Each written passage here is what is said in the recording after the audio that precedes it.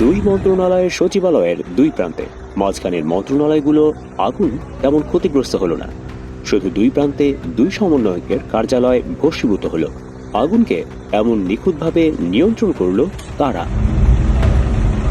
স্বরাষ্ট্র উপদেষ্টা বলেছেন, সচিবালয়ের আগুন দুর্ঘটনা, শর্ট সার্কিট থেকে হতে পারে। অ্যাক্সিডেন্ট তো সব জায়গায় হইতে পারে, এটা তো এই জন্য তো অ্যাক্সিডেন্ট বলা যায়। সচিবালয় হইতে পারে, দেখো তো সচিবালয়ের ভিতরে তো গাড়ি রাখা হয়, ফায়ার ব্রিগেডের গাড়ি। কিন্তু বিশ্লেষকরা বলছেন, এটাকে চট করে দুর্ঘটনা বা শর্ট সার্কিটের আগুন বলে চালিয়ে দেওয়া যায় না।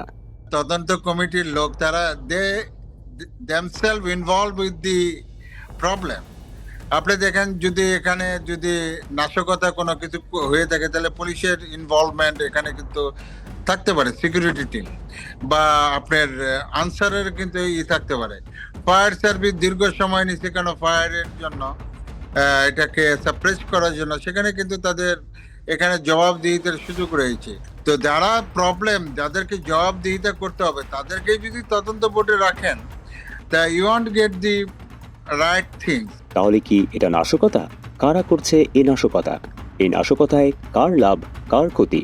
উপদেষ্টা আসিফ মাহমুদ বলেছেন, এ আগুন দুর্ঘটনা নয়, ষড়যন্ত্র। বিএনপিরও দাবি, এ আগুন পরিকল্পিত। অনেকে আবার আগ বাড়িয়ে বলছেন, নির্বাচন পিছিয়ে দেওয়ার সাথে এই আগুনের সম্পর্ক রয়েছে।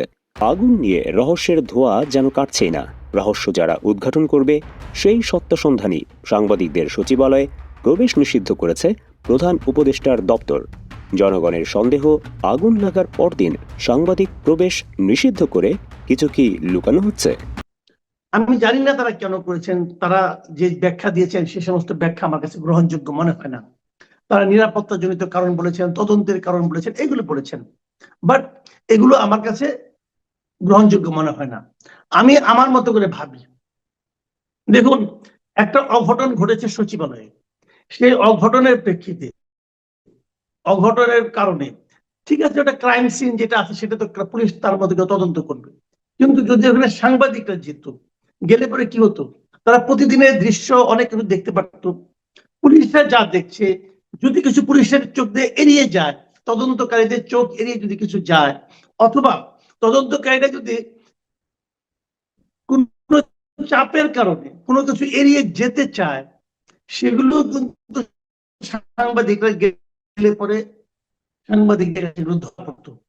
তো তাদেরকে সাংবাদিকরা আপনি যেতে দিবেন না। তার মানে আমি যদি এখন সন্দেহ করি, অথবা কেউ যদি সন্দেহ করে যে আপনারা কিছু গোপন করতে চাইছেন, তাহলে এই সন্দেহটাকে আপনি কিভাবে খণ্ডন করবেন? মানুষের মন তো, আপনি হয়তো প্রেশার ক্রিয়েট করে এই কথা উচ্চারণ করতে দেবেন না, কিন্তু তাতে কি মানুষের মনে সন্দেহটা কমবে? কমবে না। চাপ দিয়ে মানুষকে সন্দেহ থেকে বাইরে রাখা যায় না। বরিশালে 2 ট্রাক সরকারি নথি পোড়ানোর আগে হাতে নাতে ধরে ফেলেছে সাধারণ মানুষ। অথচ মাত্র একদিন আগেই সচিবালয়ে পুড়েছে 5 মন্ত্রণালয়ের গুরুত্বপূর্ণ নথি। বড়দিনের রাতে বাংলাদেশের কেপিআই ক্ষেত্র সচিবালয়ে আগুন লাগে। রাত 1:52-তে আগুন লাগে। ফায়ার সার্ভিস আসে 1:54-তে। 2 মিনিটের মধ্যেই ফায়ার সার্ভিস ঘটনাস্থলে এলেও আগুন নেভাতে সময় লাগে 9 ঘন্টা। সচিবালয়ে আগুন লাগার আগেই আগুন লাগে ইস্কাটনে সচিব নিবাসে। একই সময়ে বিভিন্ন গুরুত্বপূর্ণ জায়গায় আগুন লাগার ঘটনা বাংলাদেশের ইতিহাসে বিরল, তাও সচিবালয়ের মতো সবচেয়ে নিরাপদ গুরুত্বপূর্ণ স্থানে।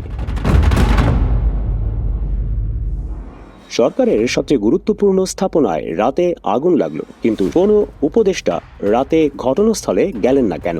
কেন হেলিকপ্টারে দিয়ে আগুন নিয়ন্ত্রণের ব্যবস্থা নেওয়া হলো না? একটা সাধারণ জায়গায় আগুন লাগলে যে ব্যবহারটা করি, সেই ব্যবহারটা যদি বাংলাদেশ সচিবালয়ের ক্ষেত্রেও করি, তাহলে তো অবশ্যই প্রশ্ন থেকে যায়। ফায়ার সার্ভিসের এত ল্যাডার, এত গাড়ি, এত প্রযুক্তি থেকে লাভ কি? যদি এত বড় বাংলাদেশের একটা হৃৎপিণ্ড ফুলে যাচ্ছে, এটা যদি নিয়ন্ত্রণে আনতে না পারে। একটা ফায়ার সার্ভিস থেকে আগুন ধরা নিবাচ্ছে, সেটাও বন্ধ করে দিচ্ছে। আগুন নিবানোর যে একটা তৎপরতা, যে একটা কার্যক্রম, এটা আমরা ফায়ার সার্ভিসের ভিতরে আমরা দেখতে পাই নাই। প্রশাসন তো অবশ্যই ব্যর্থ, ফায়ার সার্ভিসেও ব্যর্থ, এবং এই আজকে আগুন লাগানোর পিছনে রাষ্ট্রের যে ফুসফুস যাকে বলা হয়, যে সচিবালয়, যেখান থেকে রাষ্ট্র পরিচালিত হয়, এই রাষ্ট্রের এই গুরুত্বপূর্ণ স্থাপনায় আগুন লাগার পিছনে অবশ্যই গভীর ষড়যন্ত্র কাজ করছে। আমাদের দেশের জন্য কারাই ষড়যন্ত্র করতে আছে। তদন্ত ছাড়াই স্বরাষ্ট্র উপদেষ্টা তড়িঘড়ি দুর্ঘটনা মন্তব্য করলেও বিশেষজ্ঞরা বলছেন ভিন্ন কথা। ওখানে মানুষ না থাকলে ওখানে তো সিগারেট খাওয়ার কোনো কথা নাই। ঠিক ওই শর্ট সার্কিটের কাছে যখন আসে তখন সেটা পরিকল্পিত, তার সাথে কি অন্য কোনো রিমোট কন্ট্রোলের সংযোগ আছে, কিংবা তারের যে নর্মাল সেটআপ আছে সেখানে কোনো ব্যাঘাত হয়েছে, তা এগুলো তদন্তের বিষয়। কেমিক্যাল নেই, গুদাম নেই, তবুও এই আগুন নিয়ন্ত্রণে এত সময় লাগার পেছনেও রহস্য দেখছেন ফায়ার সার্ভিসের সাবেক কর্মকর্তা শাকিল নওয়াজ। ন্যাচারাল ফায়ার যেটা হলো বজ্রপাত এবং বজ্রপাতের জন্য মেনলি হয়ে থাকে, সেটা কিন্তু গতকাল ছিল না। 25শে ডিসেম্বর বড়দিন, তো এখানে তো ইলেকট্রিক্যাল লোড ছিল না, তো সেখানে আপনার বা ইলেকট্রোমেকানিক্যাল ইকুইপমেন্ট কিন্তু এখানে চলে না।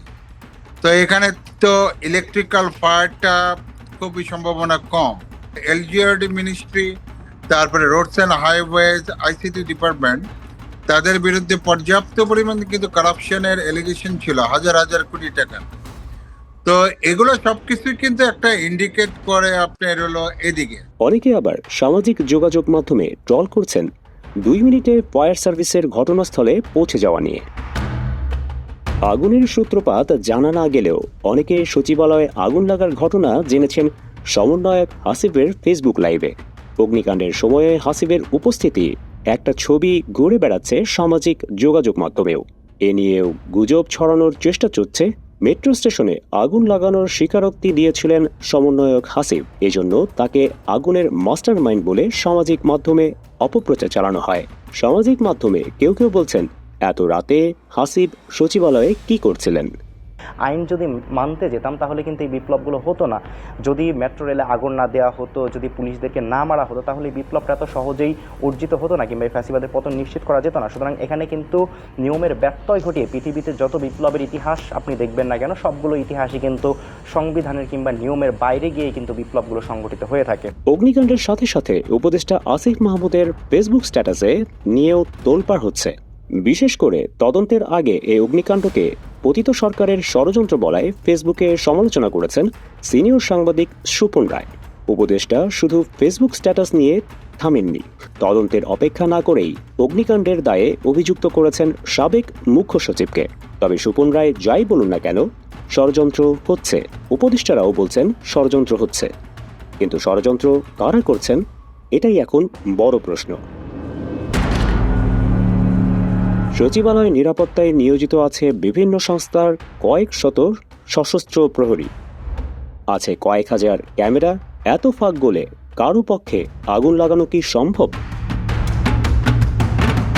8 তলায় পাওয়া গেল একটা মৃত কুকুর। কুকুরটা গেল কিভাবে ওখানে? কুকুরের ঘ্রাণ ইন্দ্রিয় সবচেয়ে প্রখর, সে পোড়ার গন্ধ পেল না। আগুন লাগার আগে জনপ্রশাসন সংস্কার নিয়ে মাঠ ও সচিবালয় পর্যায়ে নানা স্তরের কর্মকর্তাদের সাথে সংস্কার কমিটির বিরোধ ছিল প্রকাশ্য। সংস্কার কমিটির চেয়ারম্যানের পদত্যাগের দাবিও করেছিলেন তারা।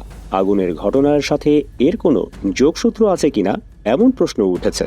সাবেক প্রধানমন্ত্রী ও তার পরিবারের আর্থিক দুর্নীতির নথি যখন প্রকাশ পাচ্ছে, ঠিক তখন এ আগুন নতুন কোনো ষড়যন্ত্রের ইঙ্গিত কিনা সেসব প্রশ্নেরও কোনো উত্তর নেই।